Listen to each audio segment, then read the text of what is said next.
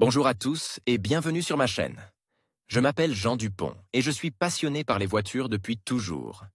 Sans beaucoup de raisonnement, passons au sujet de la vidéo.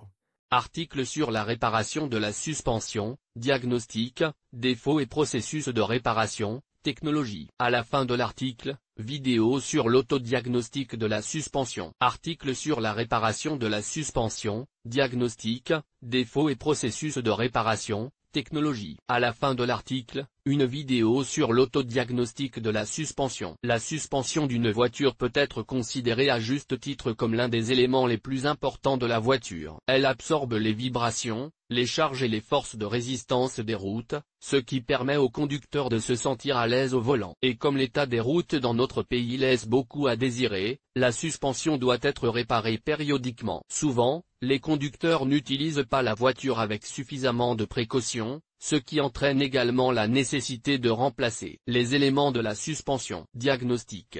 Les réparations de la suspension peuvent être confiées aux spécialistes de la station. Ils disposent de l'équipement et des compétences nécessaires pour démonter et remplacer facilement les pièces usées de la suspension. Mais il s'agit là d'un plaisir très coûteux, surtout s'il faut réparer les suspensions avant et arrière. Par conséquent, si vous avez les mains et accès à l'Internet, vous pouvez essayer de remplacer vous-même les pièces de suspension endommagées. Cela demande du temps, mais c'est beaucoup plus avantageux d'un point de vue financier. Avant de commencer la réparation, il est nécessaire de faire un diagnostic de la suspension afin de déterminer quels sont les nœuds à remplacer. Le diagnostic est généralement divisé en deux parties. L'ordinateur, lorsque tous les éléments de la suspension sont contrôlés à l'aide de l'électronique. Ce type de diagnostic est acceptable en présence d'un calculateur sur la voiture. En d'autres termes, cette méthode est inadmissible pour le diagnostic des voitures anciennes.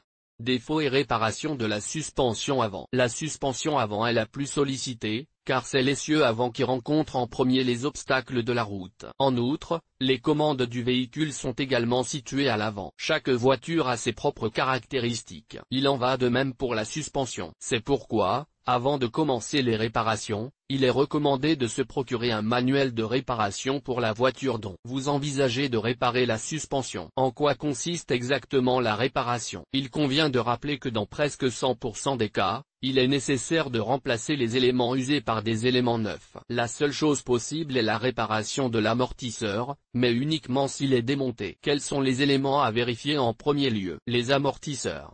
Le mauvais fonctionnement de cet élément est indiqué par la présence de fuites sous la roue. Si l'amortisseur ne produit pas la compression nécessaire, cela indique également un dysfonctionnement de la tige, du ressort ou de la soupape de compression. Comme nous l'avons déjà mentionné, seuls les amortisseurs démontés peuvent être réparés, mais il est toujours recommandé de remplacer complètement les composants usés. La réparation des amortisseurs s'effectue sur l'ensemble de l'axe de la voiture, c'est-à-dire que s'ils ont été remplacés sous la roue arrière gauche, il sera nécessaire de les remplacer également sous la roue arrière droite. Technologie de réparation de la suspension arrière. Le processus de réparation des suspensions arrière est pratiquement le même que celui de la suspension avant. Si la suspension émet des bruits ou des grincements, les coussinets en caoutchouc des amortisseurs sont usés et doivent être remplacés. Il est extrêmement difficile d'énumérer toutes les défaillances possibles de la suspension. Toutefois, vous aurez une idée générale des dommages les plus courants sur la suspension, ce qui vous permettra de remplacer les pièces usées. La réparation de la suspension n'a rien de compliqué, surtout si vous avez accès à Internet,